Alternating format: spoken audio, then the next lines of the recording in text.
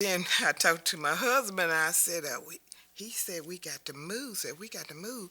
We better get out and try to find some place to go because it's going to be winter here in a little bit.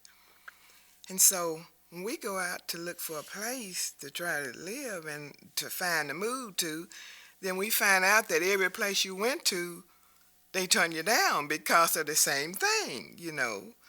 And then there wasn't any place to go. Well, and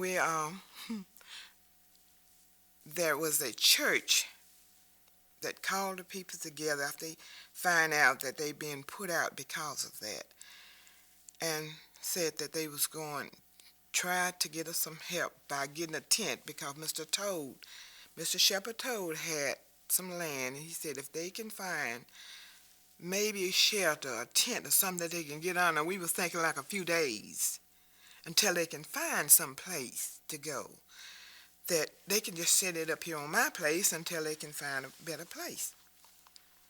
Well,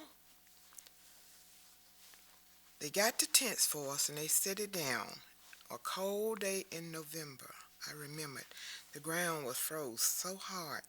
The first night, I remember so well, the first night that we moved to Tent City, the ground was just really frozen real hard. And we just knocked the grass down, and that my husband came up to Mr. McFerrin, and they got cardboard boxes, and they split those boxes open, and they spreaded them down on that grass, and then we set our bed up in a little heater to warm by, and maybe had a dresser, or maybe just a little small dresser that could get in there, and we had a couple of 2 or 3 chairs sitting around in there.